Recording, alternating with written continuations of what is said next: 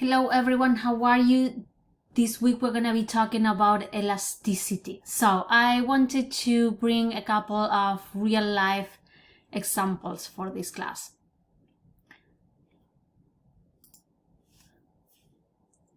As you know, we have three macroeconomic goals: steady growth, low unemployment, and low inflation. And I've been living in Boston for 25 years and I remember this time. So in July of 2012, at the end of the week, it's announced that the MBTA is going to be raising prices. And it was really funny to hear reporters on TV being outraged and saying, well, you know what we're going to see? We're going to see that on Monday, there's going to be absolutely no one at the T stations. Well, because as you can see, a hike of 35 to 43%. It's a lot. It's really high.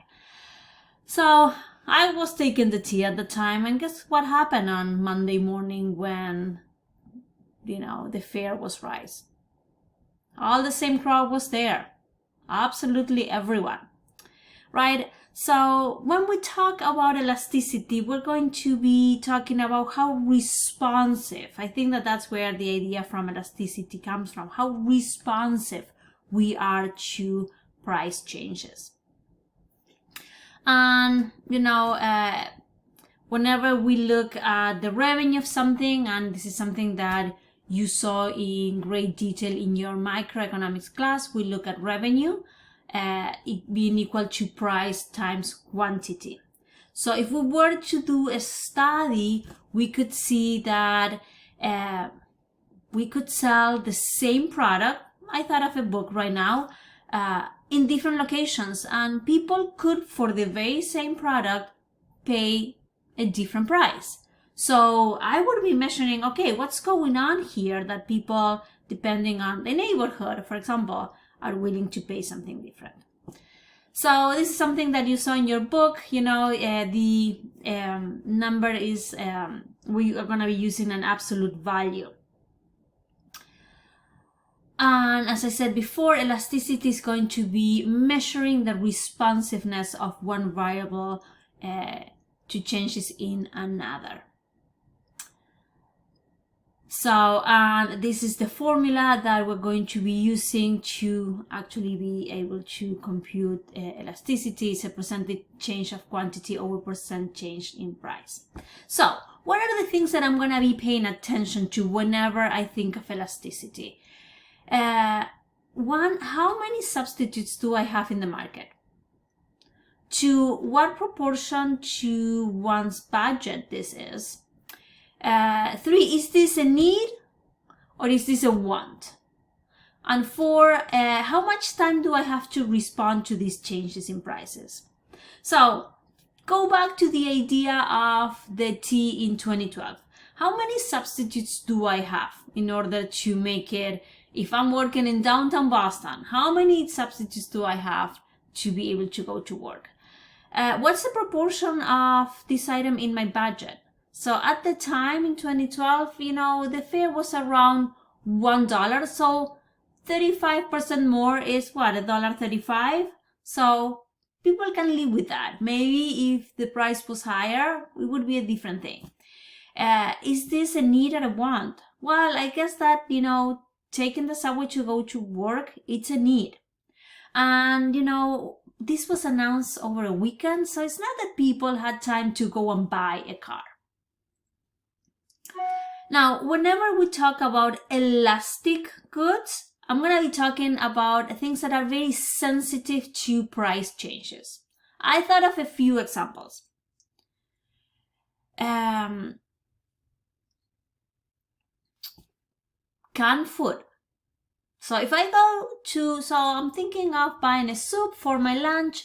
I go to the supermarket and the soup that I always get, it's super expensive. Guess what? I'm not married to this idea of the canned soup. I can get anything else, right? I'm very responsive, very sensitive to this. What happens with gas?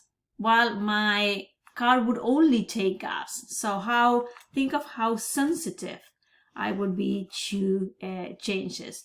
Think how people are in society when it comes to these changes.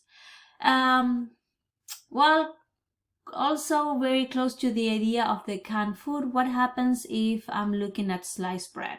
So yes, I always go to the supermarket and buy the same one. I'm not too sure why, I'm just used to that one. But if I go one day and I see that the price is really high, that something happened with that product, hey, I'm changing brands. Tabloids. So is this a need or a want? What percentage is this in your budget? What happens if you don't buy one? Absolutely nothing. So you're going to be very sensitive to price changes. So you are, doing groceries, waiting to pay, you're browsing through this. If it's really expensive, you're not taking it home. You really don't need this. Candy. How many substitutes do we have? There is so much candy out there. So if the candy that you really like goes up in price by a lot, how sensitive are you gonna be? How responsive are you gonna be? Are you gonna be super loyal, or you're just gonna get something else? And when I'm talking about inelastic goods, I'm gonna be less sensitive to price changes. This is my favorite example, salt. Well, I don't even remember when was the last time that I bought salt at home, because I have my thing with salt, and I still like halfway through, I still have a lot. And look it up, I just saw it's just $1. Now, salt has something very special, which is that it's impossible to replace it. So yes, there are 1,000 condiments out there, but there is only one that has this taste. So it's a very small portion of my budget. I don't even remember when was the last time that I bought salt, but that's how meaningless it was to do that purchase. Nothing replaces it, and because I really like this flavor, it's something that I really want. So if I go to the supermarket and instead of $1, it's $5, I think I'm gonna buy salt. I think I'm gonna get it, despite how it might go up in price. I'm not an expert in cars, but how about sport cars? So if you are really interested in a Porsche, would a $5,000 increase in the price make you walk out of that deal? Well, if this is the car you want, if having this specific car is extremely important to you, no, that won't stop you from getting it. Now, when I got my car, and I only care about my car because I needed to go to work and I couldn't care less about the brand, the color, anything. An increase in $5,000 would have made me walk out of the door. I'm not paying more than what I really have to. So people might be less sensitive if they're looking, for a luxury product. Tap water. This is a need, and there are absolutely no substitutes. This is the last thing that I want to lose.